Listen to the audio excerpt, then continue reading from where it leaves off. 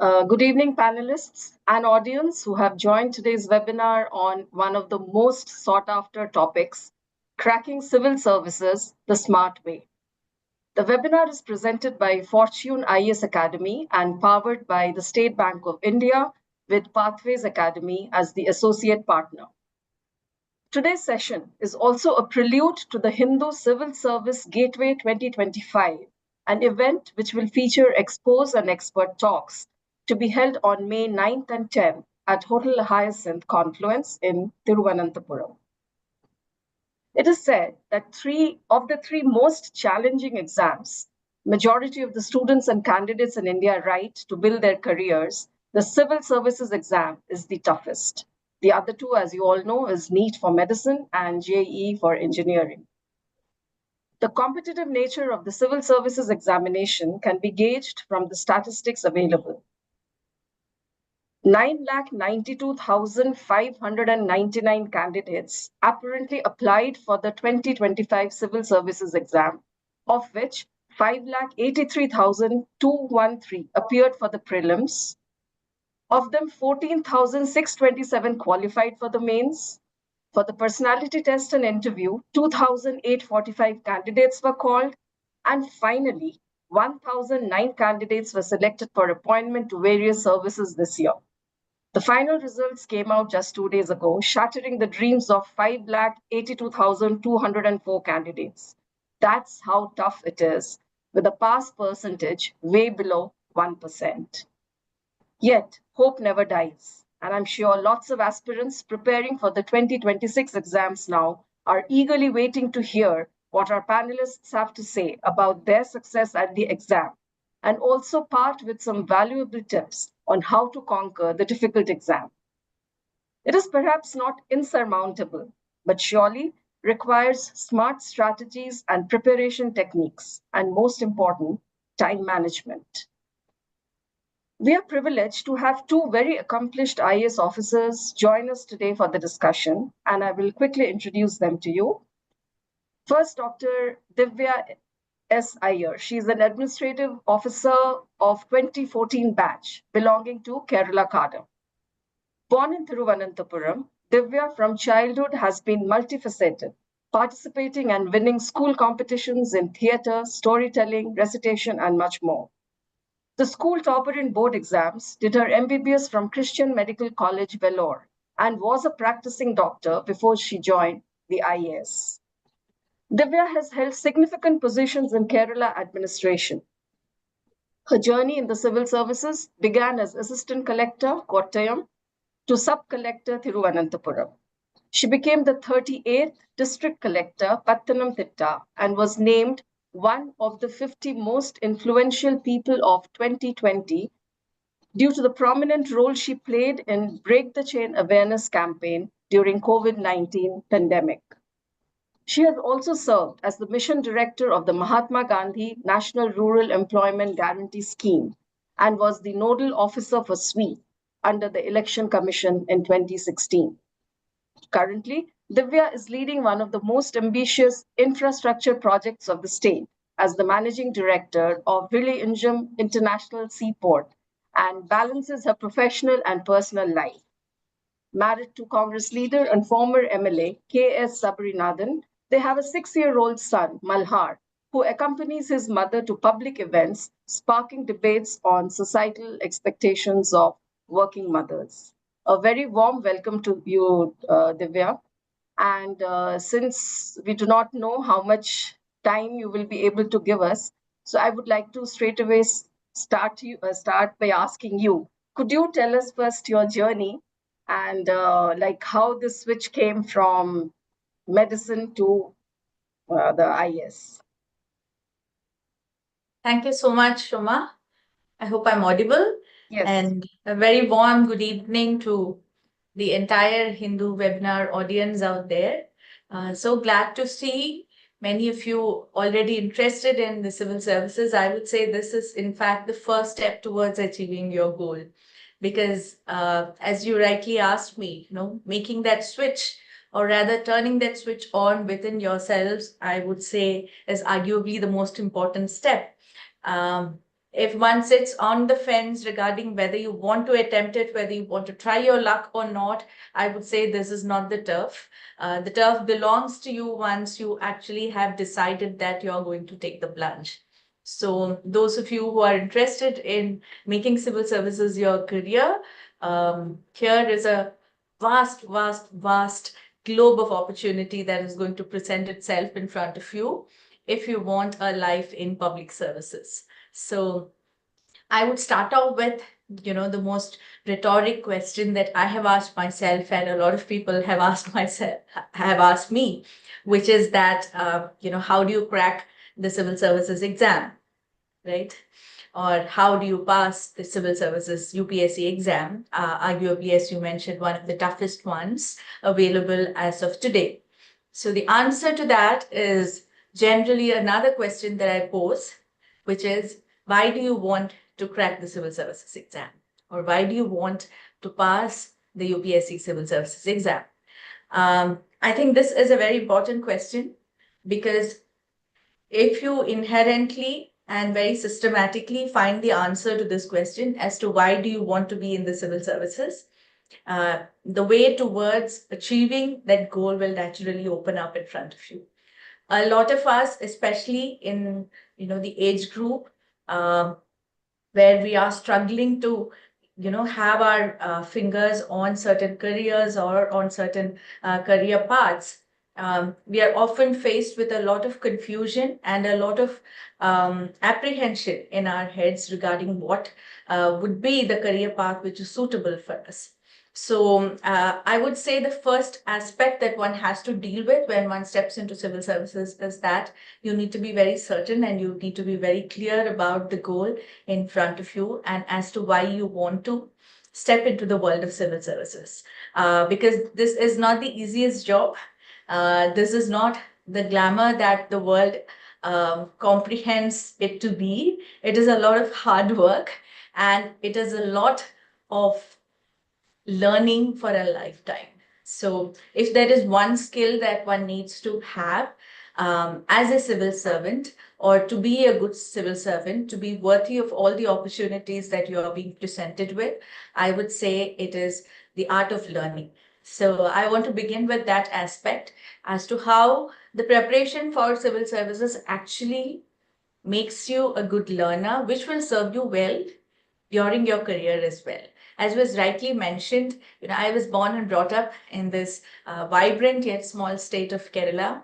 I belong to a very normal middle class family, which did not really had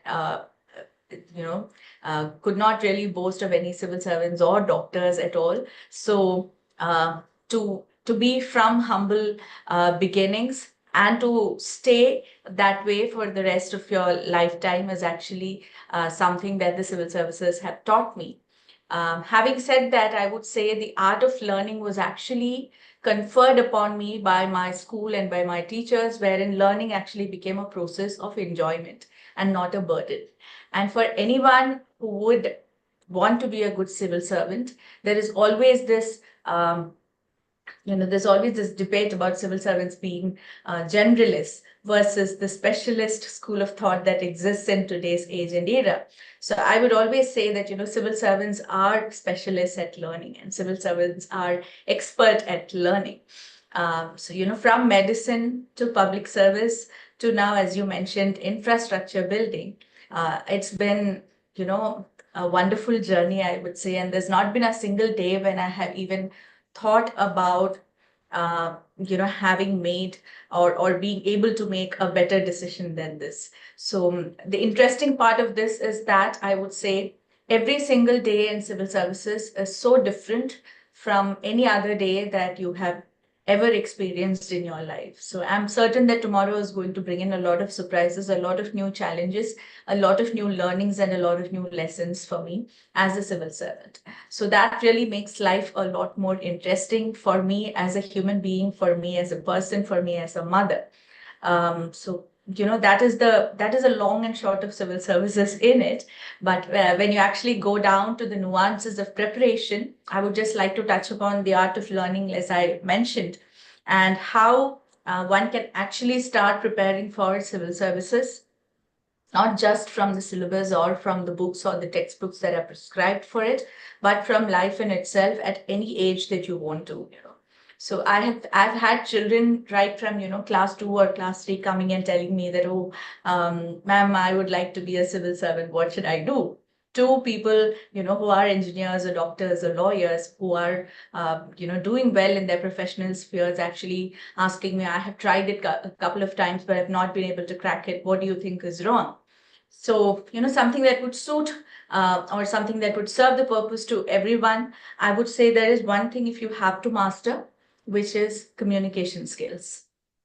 And I'm not trying to make it appear flimsy, or I'm not trying to make it appear superficial, but when I say communication skills, I mean comprehensive communication skills, which include various steps right from reading, comprehending, responding, writing, talking, as well as nonverbal gestures. Now, this is a whole gamut of comprehension of communication skills that one needs to master when one faces the examination, especially when it comes to the civil services examination. As you all know, it belongs to a three-staged process wherein you have the preliminary exam, which is the civil services aptitude test, you have the written exam, which is the main exam, and also the personality test, which takes place at the hallowed portals of the UPSC.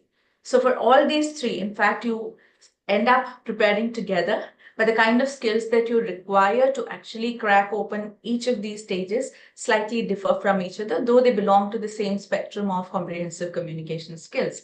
So if we look at the first stage, which is the civil services aptitude test, I would say two very, very important skills that one needs to have in order to crack the civil services aptitude test is, one is definitely speed reading. It is not just reading, but reading and comprehending. You know? Understanding what you're reading and do it quickly, because you don't have much time to play around with in the examination hall. And second, responding to what you're reading. And that happens only when you comprehend it in the right manner.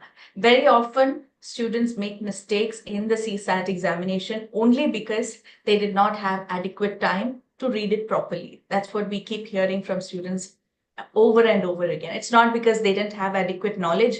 It is not because they were not well prepared, but they misread it, or they missed out a single word, or they responded it in the wrong fashion, though they knew what the right answer was. So these are mistakes which we can very easily undo if only we practice it early on. It is humanly impossible for any person to actually study everything under the sun and go for the civil services examination. So the least and the best that we can do is to actually make the least of mistakes. That is the strategy that one takes in order to crack an exam like the civil services. So, you know, speed reading is definitely something that one needs to be acquainted with. And, you know, as I mentioned, age is no bar to that. You can start developing your skills. You can start honing your skills on reading and comprehension at any age, you know, as little as you want or as much as you want. So that is one skill I would want you to acquire. And second one is, of course, responding. And that comes with the, you know, regular practice of model papers for CSAT. So those are the two skills I would say one needs to acquire for the stage 1 of the exam. For the stage 2 of the examination, which is the written examination, one needs to understand how to express the knowledge that one has garnered over years in a concise and precise manner.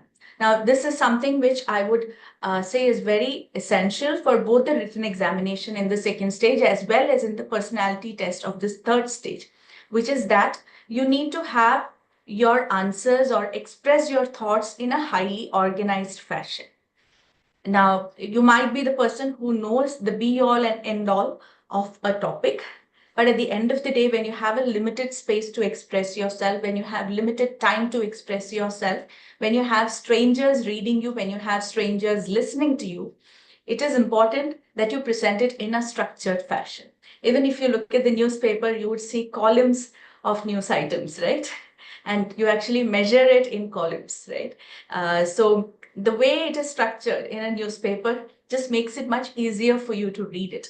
Imagine the newspaper just being laid out as one single line and paragraphs across that page on the newsprint.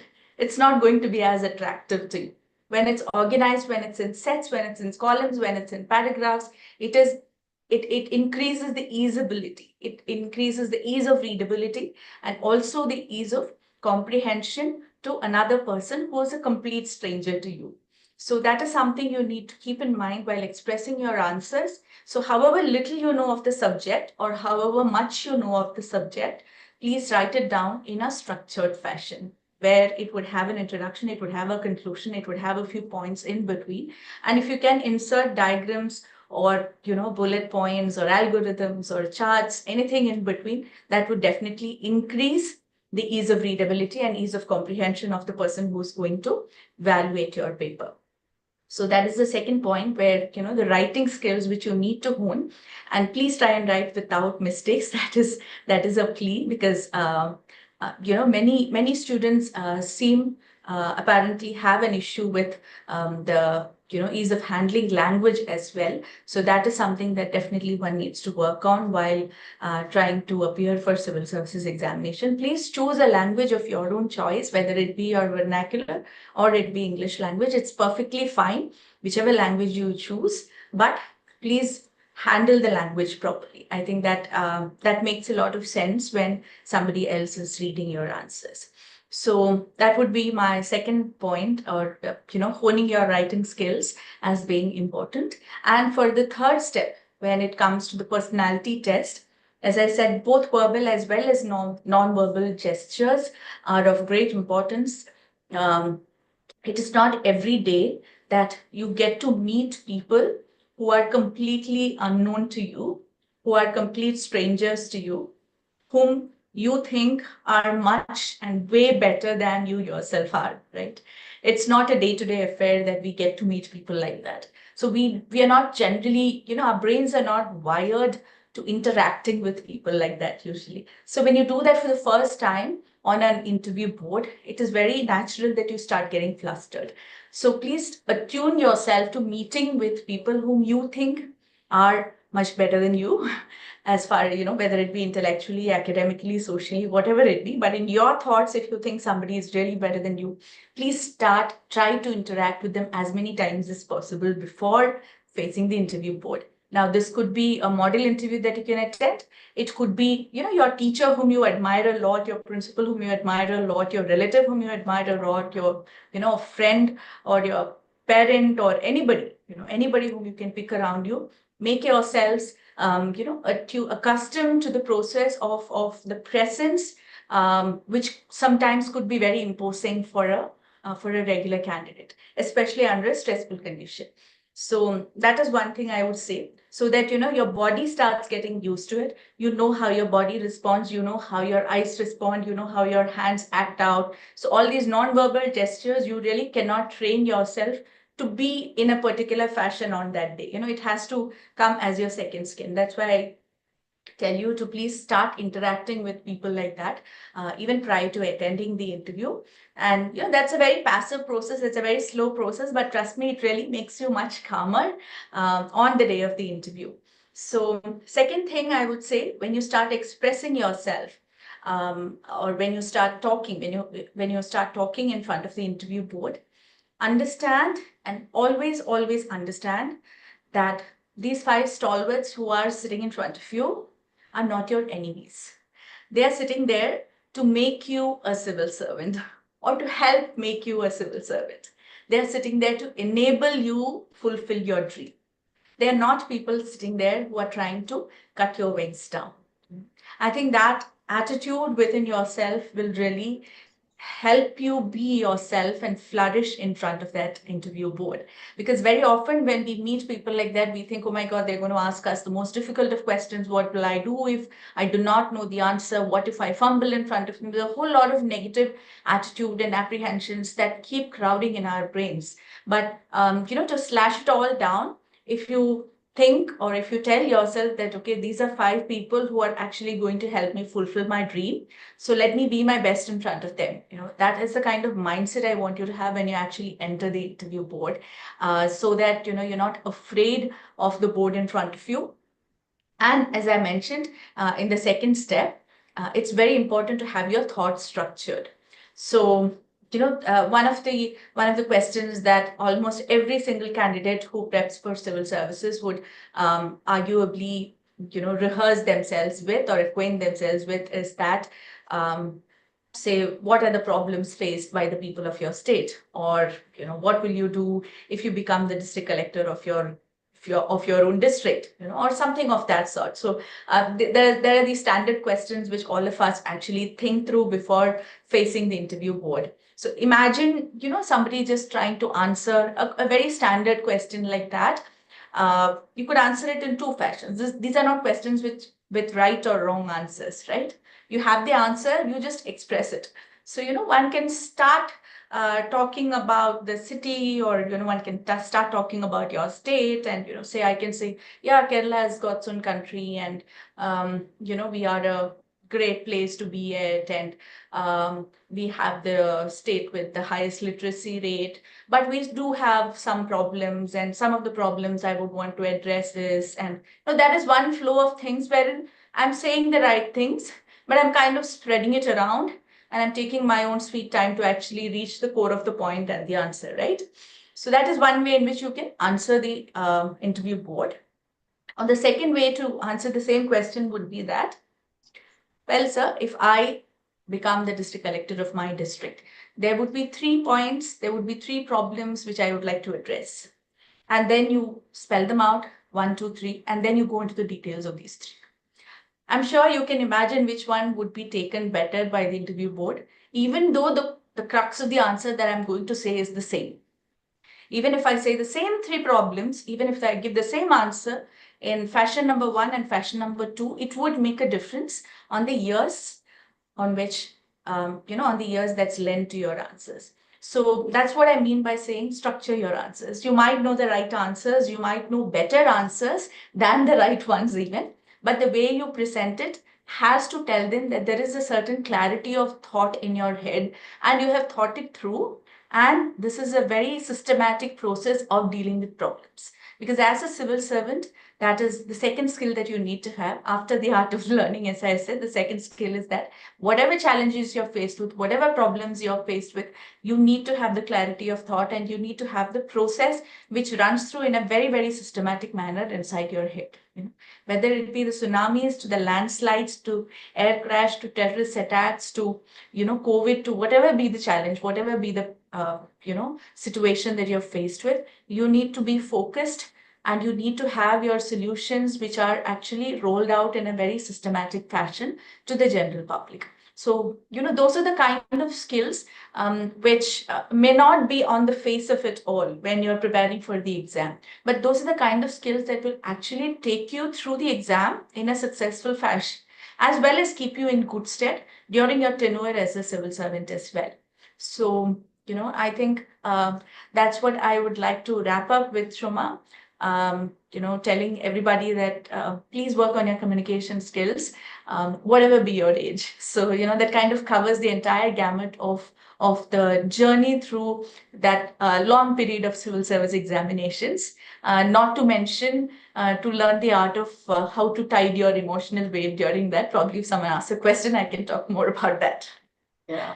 But thank you for that very beautifully, and comprehensively explaining things. And what I liked about your point was, you said the interview panel which sits in front of you is actually helping you to become a civil servant and not trying to cut you down to size, because that's what everybody fears and perhaps messes up.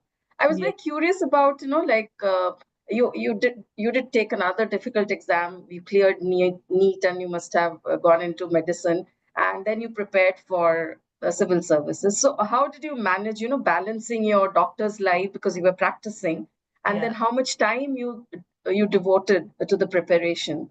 And vis-a-vis, like, how would you advise a first timer or or a repeater? Like, how should they frame their timetable, and what all should be going? That mindset is very important. Yes, absolutely. I think it probably differs from person to person, Shuma, but from my personal experience, I would any day say that, it definitely works well if you can, hold yourself in good self-esteem and prepare for the exam. So whatever it takes to do that, please go ahead and do it. If it means that, you should have a spouse who's very caring and supportive, please get married and then prepare for the exam. If it means that you need to stand on your own feet, you need to take a job and prepare for the exam, please do that. If it means that you have to do your PhD and then side by side prepare for the exam, please do that. But, I don't think you should be in vacuum when you're actually preparing for an examination like this. Only because, as you mentioned, this is unlike any other exam. We have several competitive exams in the country, right from NEET to JI to JEE, IIT to CAT to a lot of exams. But this exam is so different because it spans over a larger period of time, a longer period of time. So it is, humanly impossible to keep oneself in good state over that long period of time. And if you don't crack it in the first attempt, then it again gets stretched. So it's very important to actually hold yourself in good esteem so that you have the will to actually kind of paddle through the waters at that point of time. So I actually I used to take night duties in the hospital and practice during the night, and I used to study during the day and somehow, balance sleep somewhere in between. I don't know, but that really made me, I was much happier that I was on by myself. I was on my feet, and it also gave me, an arena to interact with other people. As I said, obviously when you're in a hospital, you meet a lot of strangers again, and you are interacting with other people, and that, for a person like me, to be locked up in solitude is not the best way to bring out the best from me. I knew that. So, I didn't really want to kind of isolate myself at that point of time. So it was another way of making sure that, I was buoyant throughout that period. So I think that did help me a lot. And would you agree, like, the prelims and the mains, which are kind of written exams, we can study, we can cover the syllabus and maybe sail through it. But interview, as you specifically pointed out, is it really necessary? Would you validate these coaching sessions, these mock sessions, which are very important now to face interviews, the personality test round? Um, each coaching institute, I think, has a philosophy on its own. But I would say, the single most important aspect of an interview is to actually, live in that moment and enjoy that process. So if you can do that, or, take whatever it takes to help you do that. But interview is definitely not something that one needs to have nightmares about.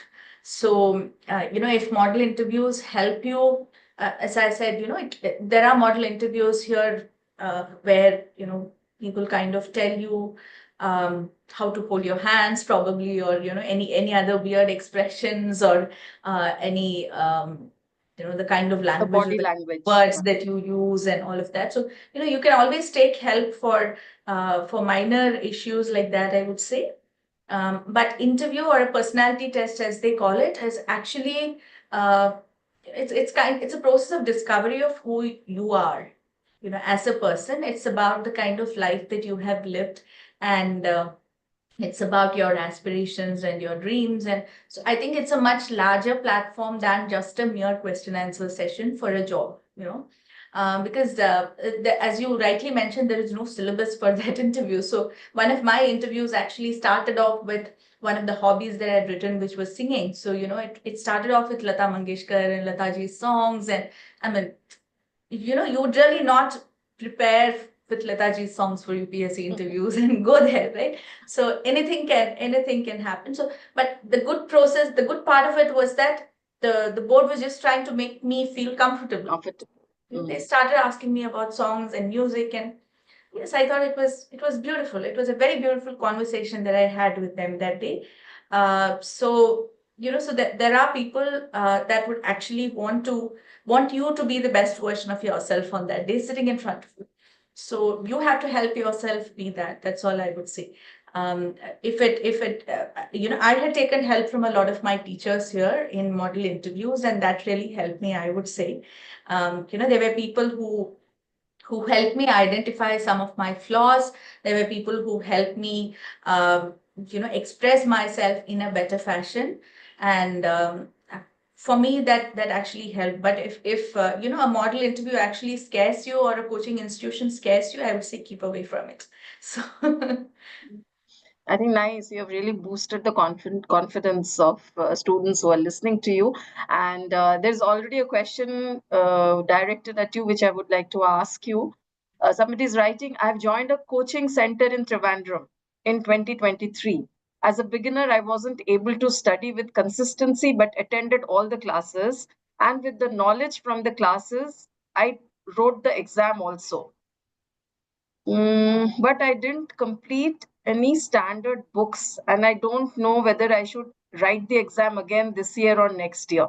I mean, I think she needs a little bit of pep talk here. She's missed out on the first turn.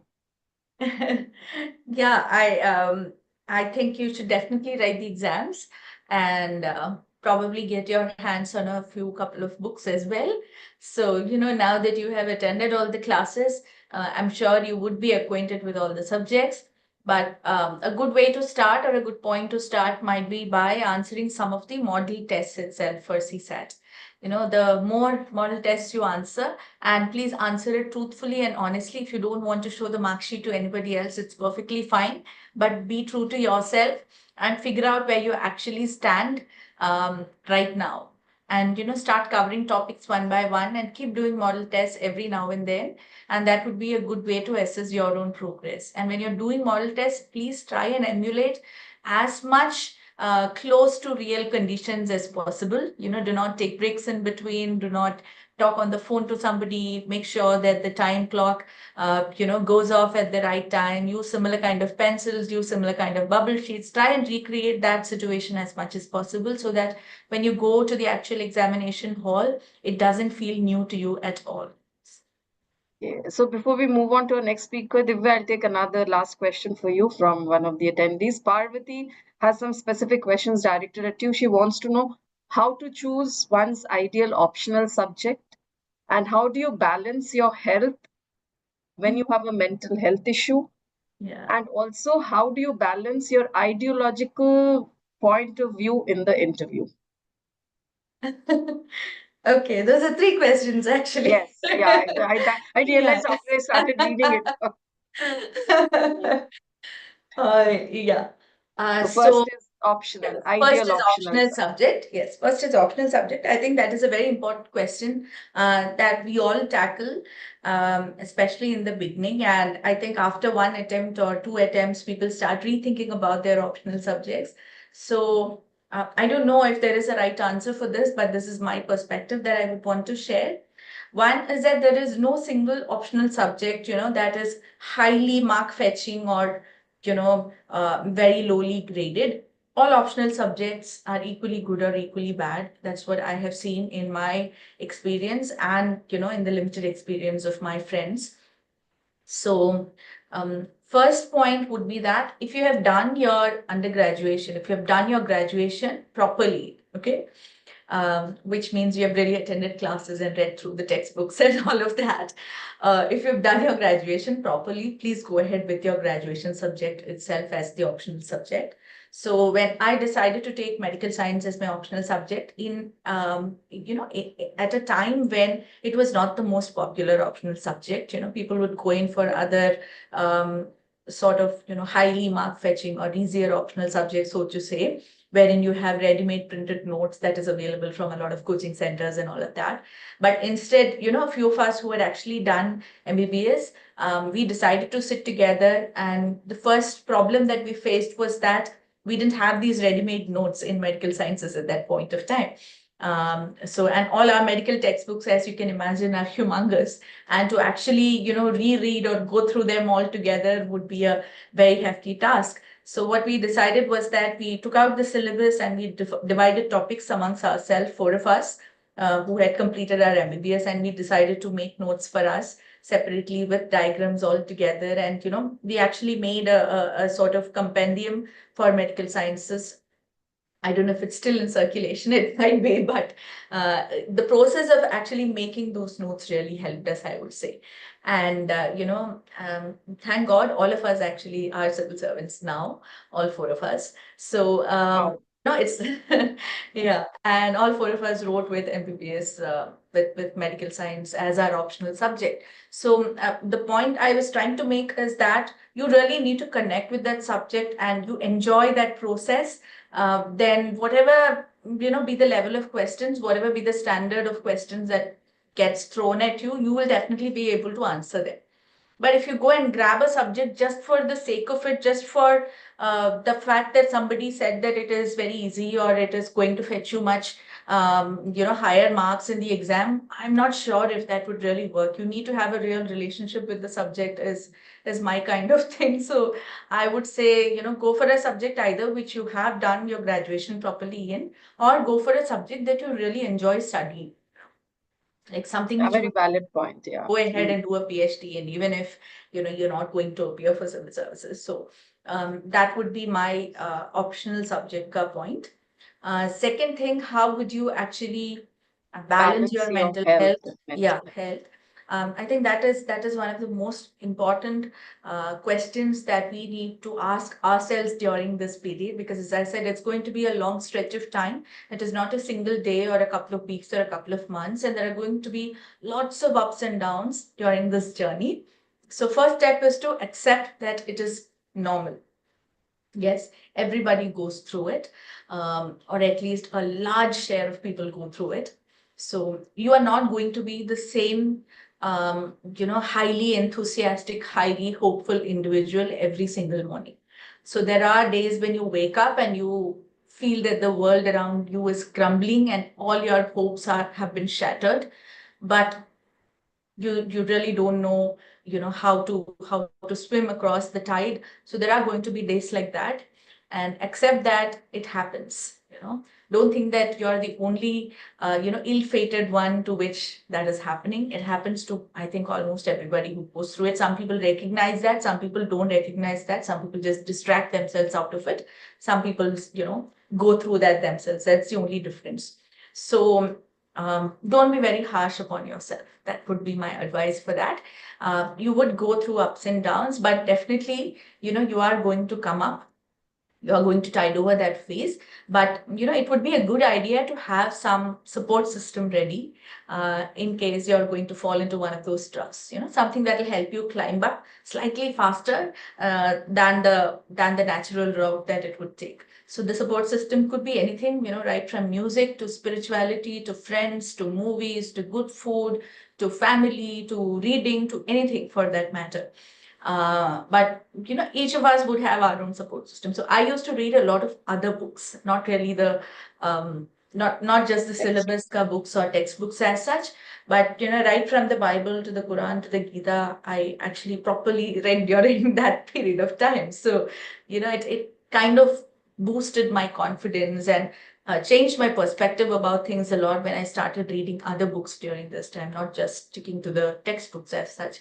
So, and I used to spend a lot of time in nature. So, those were a couple of my sort of getaways. But each person, to his own or her own. But please identify these support systems and keep that will really help you tide over this.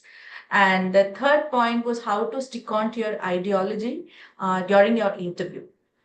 Now, this is not something that's going to be confined to the interview, but this is going to be, something that you have to clutch onto during your entire, tenure as a civil servant as well, once you get on board. So, see, the interview is not a process to assess your ideology, not even to test your knowledge level. Okay. Interview is to figure out how you would tackle a challenge, how would you actually carry yourself through a challenging situation. So it's basically a process that they are trying to assess.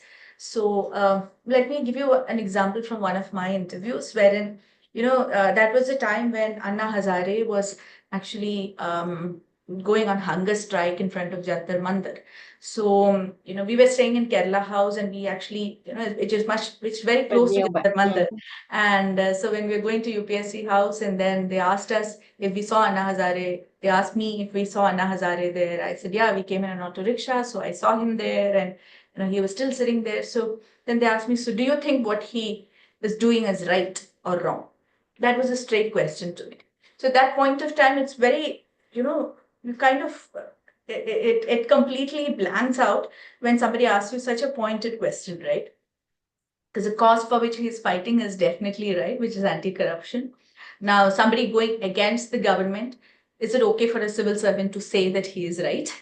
So, do you have to say right? Do you have to say wrong? Which is a politically correct answer, which is not? All of this suddenly goes through your head, you stick on to your convictions or you don't stick on to your convictions. What what comes out of your mouth? All of this suddenly kind of flashes through your head in a spin.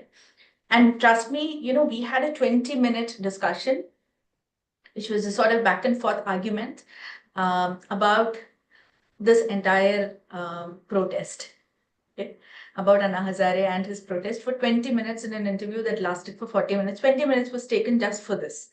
And, at the end of it, he was not trying to find out whether I loved Anna Hazare or not. He was not trying to find out whether I would be corrupt or not. But he was trying to find out, he was trying to travel with me along with my thought process in a situation as touchy and as sensitive as that, So it is the process that actually matters there. And, you stick to your ideology and nobody is going to penalize you for that. This is my learning from the interviews.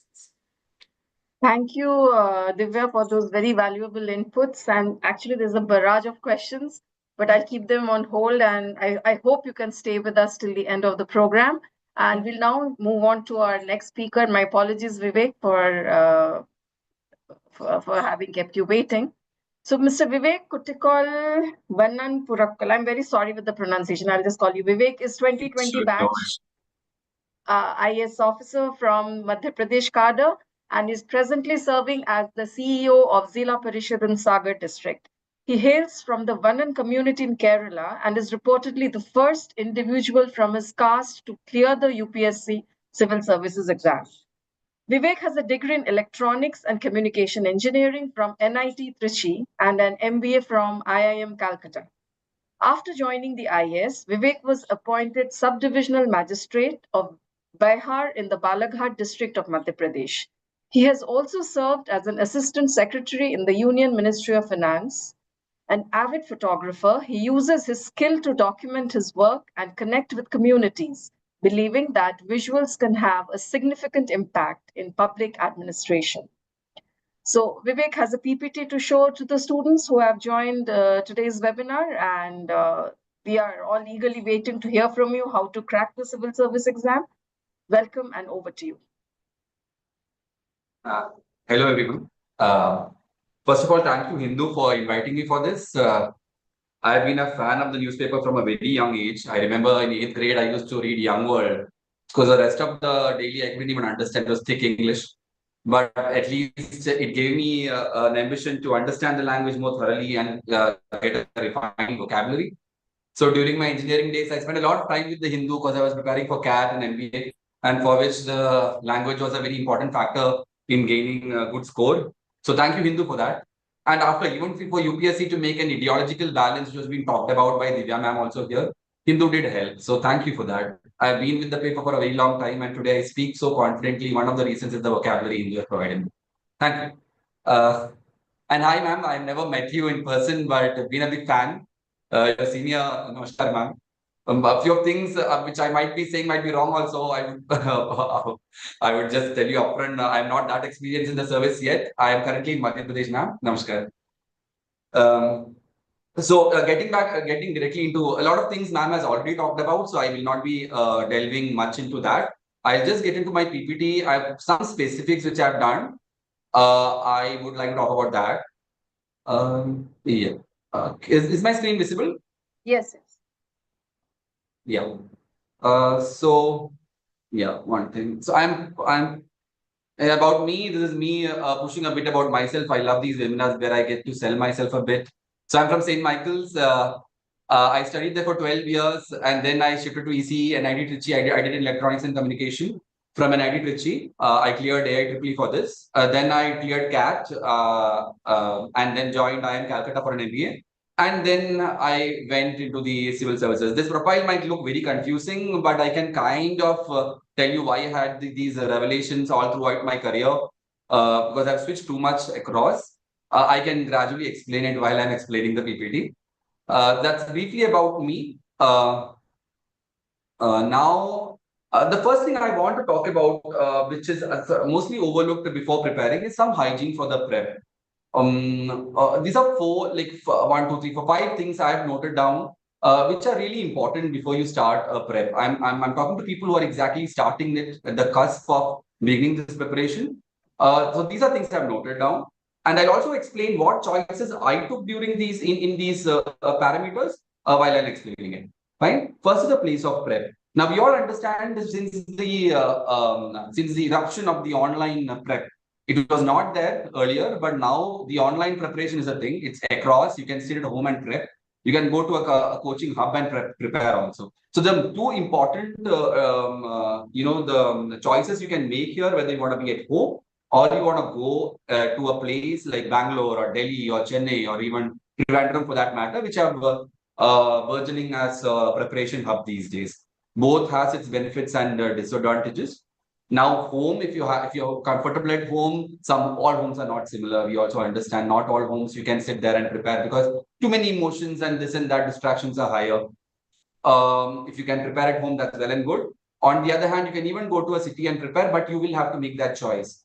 The advantages of preparing in a place where it's a hub. One, because if you do not know much about the exam, nobody has cleared from in and around you, then coaching might help you. Coaching is important.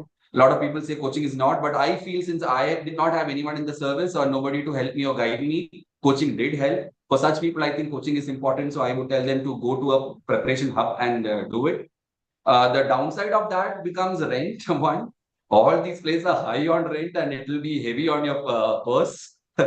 Secondly, the stress. There are too many people and you meet too many people who have been preparing for so many times that is not cleared. There's all kind of negative views also kind of channels in. And if you're a person who have not seen stress throughout life, this might not be a great idea, right? So you should be thinking of that. But I know like we are all strong, we've all gone through things. So it should not be that kind of an intimidating factor. So you have to decide that. I decided to go to a prep city because I was working also during that time and I was working in Gurgaon. So I went to Delhi for preparation. So I took a preparation, I went for a coaching and I did the preparation the classical old way of preparing, going to a class, getting notes, and then writing mock tests and everything. I've done it in a very classical manner, but there are other things which are coming up. So you have to like think about yourself, what is good for you and decide. One. Secondly, job, whether you have to prepare for the job or not. I'll tell you, this exam has become extremely cutthroat competitive and there is significant amount of luck in this exam. So if you can leave your job and prepare, nothing like it. If you can, if that option is available, please do it. Why do you want to balance things? And because the exam requires that much amount of time also. So if you can leave your job, leave it and prepare. If you cannot, then there are certain things. One, choose your optional wisely. Take optionals which can be consumed in a particular time period and then depend on coaching institutions for note. You cannot go all the way around and then go to different places, get notes and compile. Depend on compilations, depend on friends' notes or coaching institutions' notes, and you can do it. You can do it. It becomes a bit stressful. The other thing is, while you're working, your performance in the job might suffer, and that you should be okay with. I was in Samsung while preparing for the exam. I could not leave my job initially. My my performance in a private job significantly suffered. But you should be able to. You should develop that thick skin to take it because you have decided this is not your career. You are looking at the career somewhere else. So you can't manage both. If you're that decision is very important. That you decide that this is what I want to do. This I have to do because I can't earn my bread otherwise. So hence put minimum effort there, the minimum expected effort, so that you retain that job. and put the rest of the effort entirely in that exam. That's very important. If you're preparing with the job, I did that and it worked for a while. But in the end, for 1 year, I had to leave the job. So I had that combo approach where I did my coaching entirely with my job. I worked for 5 days. Saturday and Sunday, I then went to a coaching institution, made notes, and studied. 2 years I did it because 2 years I had to work, I had to pay back my loans from my IIM. So I had to work for 2 years. 2 years I did not have a weekend. Weekdays were entirely filled with my office work. Weekends were filled with my preparation work. Now, if I ever had the option of leaving that job and preparing for that exam, I would have done it. There is no second question to it. It's only because it was a necessity I did not do it. So if you have that option, please leave it and prepare. That increases your that reduces your mental stress, increases your probability of clearing the exam also. No question about it. More time to strategize, more time to revise, nothing else. Third, and importantly, finances. This exam costs now. The preparation is a very costly affair, right? All the coaching institutions, the charge is significant. Secondly, if you don't take coaching, fine, that's your choice.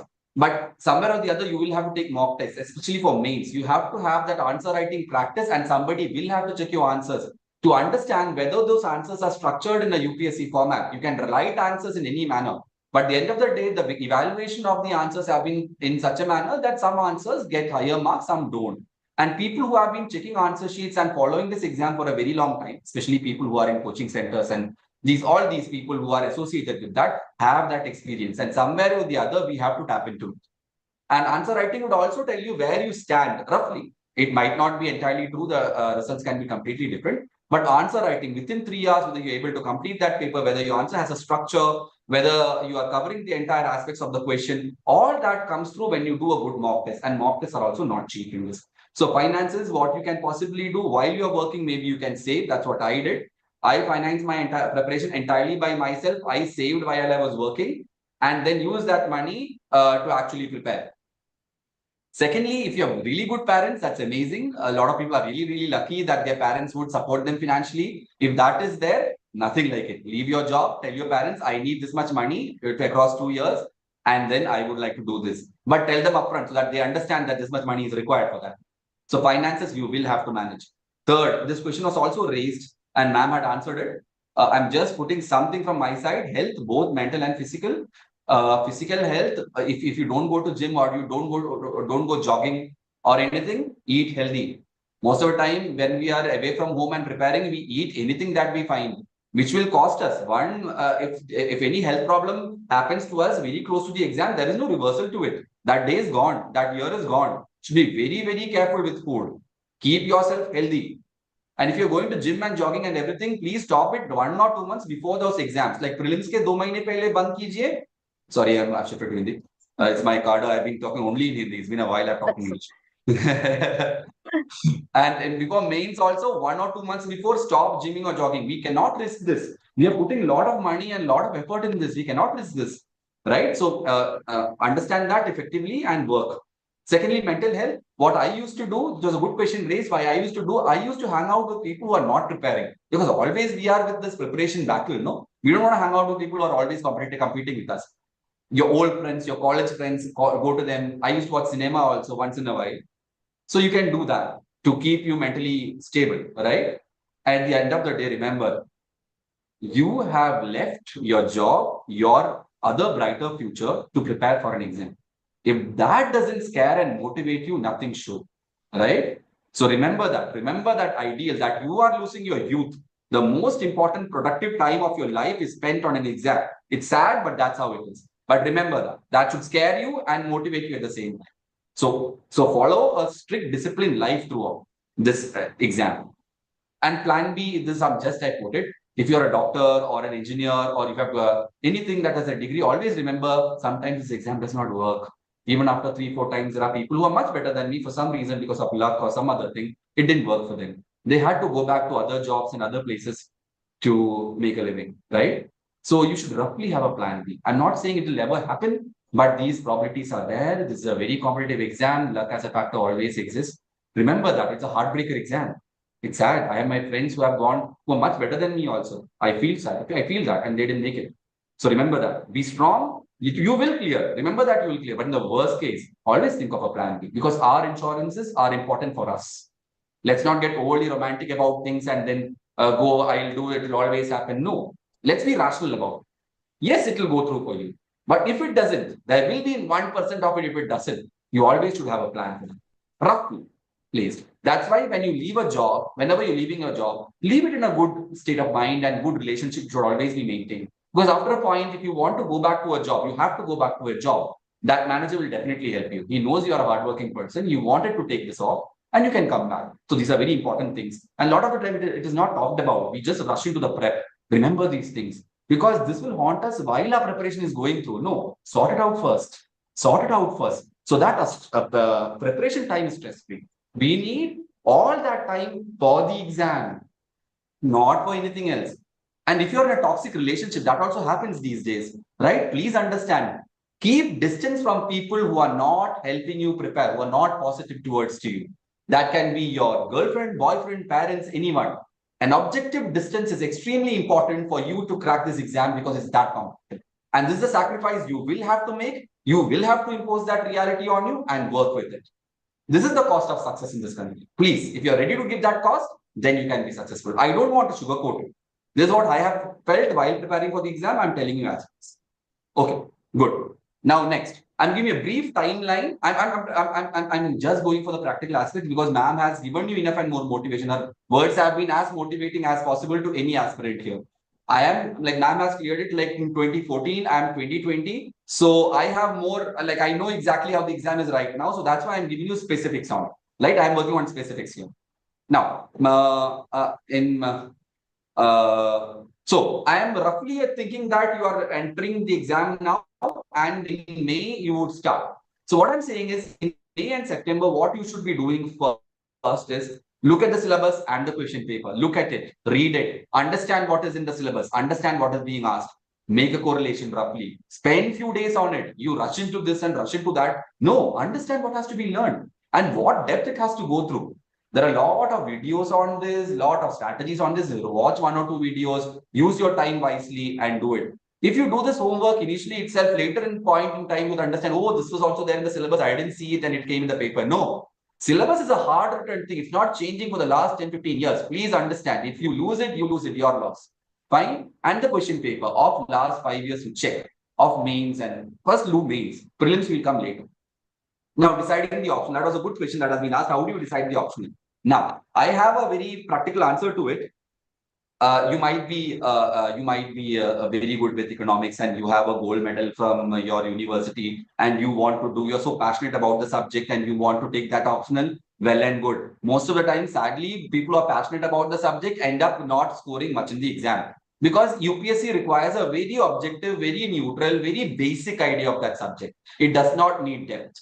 Because you're looking at bureaucrats who are generalists. I don't go in depth with everything, but I have to have a bird's eye view and connect things and then work with it, right? So understand, the exam also demands the same. So if you're that good at economics, you would be an economist. You wouldn't be writing this exam. So let's not have that fake pride in this. Let's be very clear. This might offend a few people. That's okay. So what do you do is look at the statistics of optional right now. Look at the statistics of optional right now. Which subject is doing well? Which subject is not doing that great? A basic idea of that statistic will help you. I'm not saying take the exam syllabus which is doing really well. No. Then jot down few things which you would like. Read the syllabus of it. See whether the syllabus is brief. One. Secondly, whether there's a cross-utilization. Lot of optional has a cross-utilization with your GS paper. Like if you take sociology, GS paper 1, so social issues, you can have some help there. If you take public administration, GS paper 2, governance, you will have a great help there. So think whether that is possible, right? And third, availability of resources and coaching. You need to do mock tests here. So are those coaching available? Is those resources available? Gauge this and then decide. Then even if you think you're a maths person, you're really good at maths, go for it, no question. But always gauge it. This is a competitive sphere. And if you think sociology can help you better because it's brief and the resources are available and people are scoring, please take it. It might not be a big issue. Just give it a thought. Because changing optional after a year is the biggest pain you can have. I know a lot of people whose optional does it's not working for 1-2 years. They have to change the entire optional, do it again, write again. Why to go through that? That is why homework is so important for this exam. The things I said earlier and this thing I'm saying. When you choose the optional, take 2 weeks. Yeah, take 2 weeks, but take the right optional, which is right for you. Now, during this May and September, you can also do, there are a lot of static portions which is there, which will be static throughout, right? Let's say you do not clear in 1 year or 2 years. You might take longer time. I took 2 attempts. So one thing that remains strong is the static portion do not change. So initially do that and keep. So that's what I'm saying here. Static portions in GS, you should be finishing off. Theory part of optional, you should be finishing off. Static portions, you do that and keep. You would understand what has more static and what has that while preparing, you will understand. But give onus to static portion. Leave the, I am telling you, leave the current affairs entirely. There's no need to read the newspaper every day and make notes. It's an age-old technique. It does not work anymore because there are coaching institutions giving it to you in a module. They read the newspaper and give you it in a module. Be smart and then do it. Right? Good. Current affairs we can do later, do the static. October, December, what I'm saying is join a test series, both for your optional and for your mains. Start answer writing. Because if you don't do it, then you will end up when you have cleared the mains and suddenly you have never written answers. In 3 months, you should do answer writing, and the 4th month you have the exam. That's too much of a pain to manage. So what you do is during October, December month, start a test series, write 1, 2, 3 exams, and at least understand whether you're able to complete that paper in 3 hours. That's the only thing I'm asking you. Whether the quality of answer is good or not, we'll decide later. But understand in 3 hours how difficult it is to complete that answer sheet. That pain and that endurance has to be there. It is that endurance. 3 hours, 20 questions, 10 marks, 20 marks, give enough time, finish it. Introduction, main body, conclusion. Introduction, main body, conclusion. You should write answers so many times. When you see a question, you're a robot. You exactly know it flows out of your blood. That is important. That is how you compete in an exam. This is not a research paper or anything. It's an exam. It's a race. Remember, don't discount a race. It's a race, and it is a pedestrian race. It does not require intelligence that much. It requires a lot of mugging up. Yes, and you will have to mug up. Right? Good. In January, April, what you do is you start with the current affairs for prelims. You start from the last May to the current area. Read the current affairs. Any one coaching institution's module. I used to take Vision IAS. Take that module, read it, make notes, mug it up. Then do test series of prelims, topic wise and full test of prelims, and then revise and give that prelims exam. I am saying Jan to April for prelims. Why? Because prelims is the most difficult thing now. They ask from any place. You need to mug up a lot, so you need to give it enough and more time. If you don't clear prelims, that year is a waste. Why? Because mains is the major thing that you should have an experience on. Going to that exam hall, writing that exam in that fear. It's a very stressful atmosphere also while you write the mains, right? So you have to go through it once. So that is very important. So we have to clear prelims to get to that place. If you did not clear prelims, it's still okay. Because if I'm saying if you did not clear the mains, it's still okay. Because you at least written the mains. You know how stressful that atmosphere is, right? So you have to get to mains, right? So it's very important that you do prelims really well between Jan and April. Fine, good. Next. Interview, I'm just going through it. Ma'am has given a great comprehensive idea how to face the interview. So I'm going to rush it. You fill your DAP very well before the interview. That comes between the mains. I have to highlight 2 points here. One is we think IAS, IPS, IFS and IRS or something, and then the rest of the service, whatever you want to fill, you fill. But sadly, what happens is sometimes we end up with a rank which does not give us these major services. It will end up in some other services, and you did not give enough attention filling those services, and you end up in that job which you did not want. And your friend with a lower rank has a better service. There are good and bad services. There are better services. Not a bad service. There are better services. There's a gradation to it. People who tell you all services are equally good is wrong. Then why are people fighting for IAS more than, or IPS or IFS for that matter, more than other services? Because there is a gradation in this. So please ask someone, how are these services? When you fill the DAF, understand these services, fill accordingly. Right? Also, cadre. I don't have the luck to serve in my cadre as ma'am has. So please fill it wisely. Sometimes you won't get your home cadre, like me. But I did not end up in a bad cadre. There are good and bad cadres here. People keep saying that all cadres have its own plus and minus. Yes, it might have. But for you, there are some good cadres and there are some really bad cadres. So after you fill your home state, fill the rest of the cadres wisely. I did it very well. That's why I ended up in a very good cadre, even if I did not have a home cadre. with a different language. And I'm pretty very good with Hindi now. Don't think that if you get to a card, oh my, how would I learn the language? मैं इतना अच्छा हिंदी बोल सकता हूँ, अभी मैं कोई समझ भी नहीं पाएगा कि मैं लाइक इवन फ्रॉम केरला और मैं मध्य प्रदेश का हूँ. That you can achieve. It's not, don't be afraid of it. So please fill the cadres wisely. Fine. Another thing is interview transcript. A lot of transcripts are available. You can read through them, not for the answer, for the question. If you're a doctor, there are a lot of doctors who go to the interview and then they write their transcript. You can see, read it, understand the questions, find your answers. Do mock interviews from 1-2 places, as ma'am has said. Meet people who are much better than you. That will kind of make you very comfortable with them. And also, once you're done with your interview, you know you have done really well. Your mains have done really well. You have done your interview really well. Doesn't matter. Doesn't matter. You might end up not in the entire list. It has happened to people. So immediately you impose the reality on yourself that you haven't cleared, even if the results are not out. So that fear comes back again. You immediately prepare for prelims, because within 1 month you might have to write the next prelims because the result is not out. And the result is out and you have a rank which you are assured that you have the service you want. If you want IAS, you know which is the rank compartment you should come in. If it's outside, you have to write again. No? Yes, the germ of ambition is in us. We came for one particular service, we'll get that service. We'll go again, no issues, right? But for that, the prelims is again there. So the moment your interview is done, you immediately prepare for the next prelims. It's a very, very important. Please don't. You will only not study for prelims when you are 100% assured that you're getting the service you want and it's done. Then you do whatever you want. You go for all the trips you want. All right? That's what I want to say. That's largely it, I think. Any questions I can take? This is it. That's my Insta ID. If you ever want to ask anything in private, also you can send it there. Otherwise, I'm open for questions. Thank you. That was very nice. I'm glad that you addressed all those practical points, because there are tons of questions, and I gather that majority are 12th graders who want to know what subjects should they take in graduation, which will help them, in writing the exam. And another chunk of attendees are all college students who are in their 3rd and 4th year, who want to know when should they start preparing and how should they start preparing. So I'm very happy that you addressed those. But what I, by and large, after hearing you and Divya, I think it is that inner voice, that inner calling, because everybody perhaps thinks that joining the civil service is all about power and promotion and perks. Many times it is the parents who are actually forcing the children to write the exam. But that aptitude of doing public service later in your service life, I think that has to be very importantly or like solidly candidates should realize, and only then apply or only then take the exam. Would you agree with that? Yes, totally. See, once you get into the service, you also understand, I'm being very upfront and honest here, the pay is not great.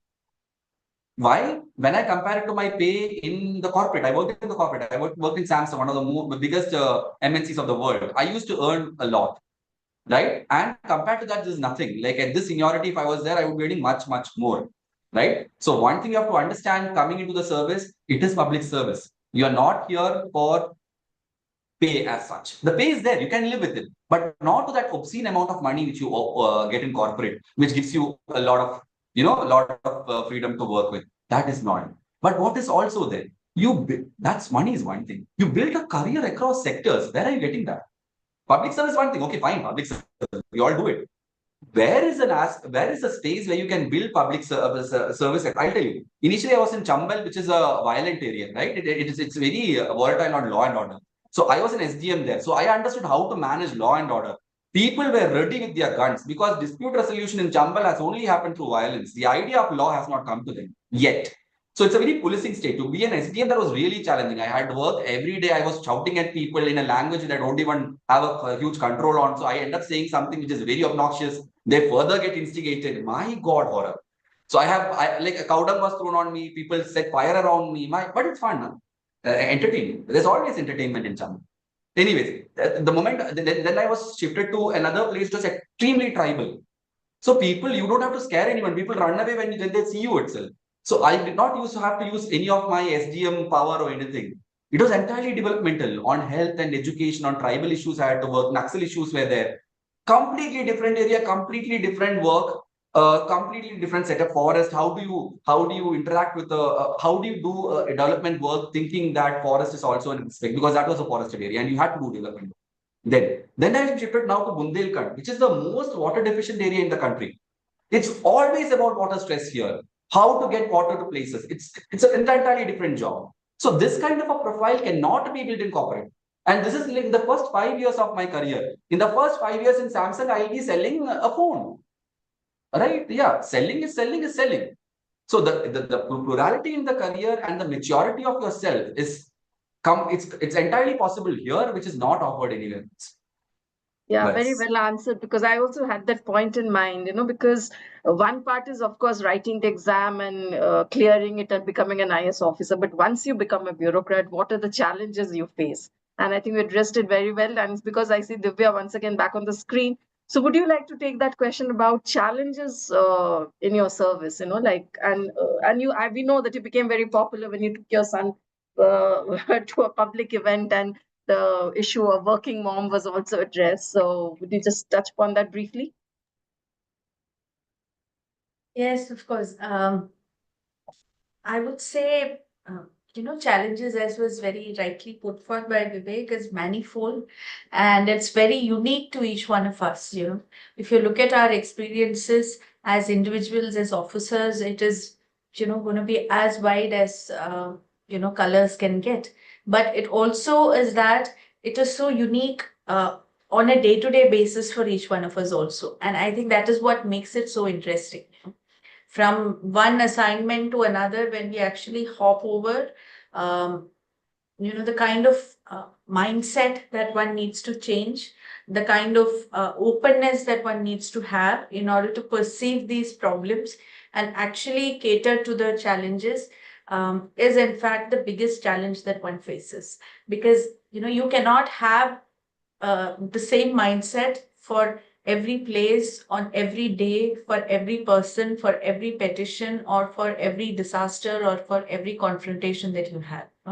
You really need to know the art of balancing, yourself with the situation. I don't know if I'm able to put it across through, but you really need to be like water in a certain sense, that you have to fill in the shape of the vessel, and that's not very easy for us as human beings, especially when you sit on sort of perceived thrones of power. Um, so you cannot be rigid at any cost as a civil servant. You really need to be fluid in your thoughts. But that doesn't mean that you leave out your values. You definitely latch on to your values. You're very rooted in your values. You're very rooted in your, in your constitution and the laws and all of that. But how to face a situation, how to face challenges, you really need to be fluid. And to develop that kind of a mindset, and to learn that on the job is arguably the most daunting task. And if you fail to do that, I think, your civil service career is not going to be as fruitful or meaningful as you would have liked it to. Yeah, Just sounds a adding to bit that, like, ma'am, sorry, ma'am please. was just saying this is exactly the this. The laws are rigid, and we execute laws, but we can't be Yeah. rigid. It's a real Yeah. challenge. Yeah. Yeah, exactly. Also So sounds a that's bit a like very strange journalism, art that we need to practice as civil servants. So I would say that Right.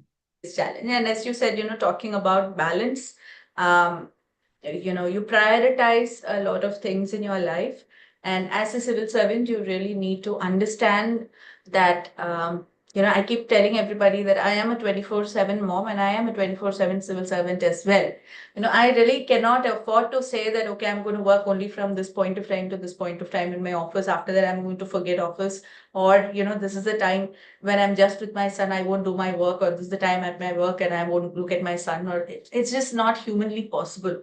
So, to understand that it is an equilibrium, which, it keeps interacting with each other on a day-to-day basis, but there is a stability. So that is the word that I would use instead of balance. I would never say that my work schedule fits around the clock. I cannot wrap my day schedule around the clock. My day schedule is always about, my tasks and my objectives, and it's never around a clock. So that's how I would simply put it.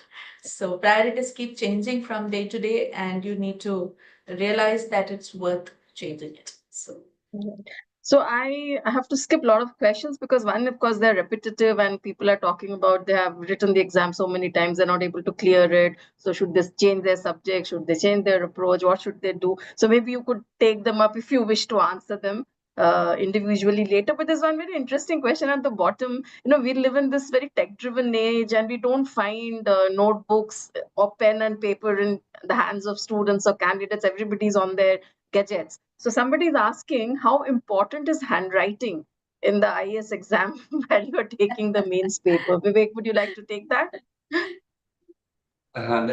See, I'll tell you one thing. Just think about someone who's correcting your paper. He's not just correcting your paper. There are like hundreds of paper in front of him, right? So that guy or that lady is already tired. And if you present in a really bad handwriting, that can have consequences. I'm not saying the handwriting should be great, but it should be legible. It must be legible and it should be legible. And how do you do that? By doing multiple mock tests and trying to improve gradually with each mock test. You can't just go and write and then think it will be okay. No, practice, practice, practice. It's very important. Thank you. And that largely applies to a lot of exams. So we have actually run out of time. And from both of you, I would like a quick, kind of takeaways for the spectrum, a first timer or an aspirant who's going to write the exam for the first time to maybe a repeater who has not succeeded even after 5 attempts. So to them, to this broad spectrum, what would be your, say, the three most important points? Each of you could just wind up. well, I mean, much of it is figured in your talks, but still, if you feel that you have to say something differently or reiterate something. Yeah, I would just say, 3 words instead of 3 points, which is enjoy the process. The process of ambling up to civil services is actually quite a meaningful one. Don't reduce it to just marks. Enjoy the process. Knowledge is never going to run out of fashion. The more knowledge you accumulate, the better a person you will be in your life. Whether you're getting into civil services or not is a secondary question. But so enjoy the process and, live in the moment.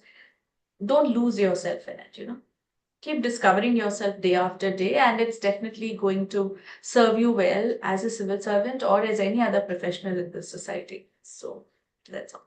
That's nice. I think you just have to be you, basically. And yeah, Vivek. So anyone, whether it's the first someone who's just starting or the guy who has written 5 times, remember this is a year.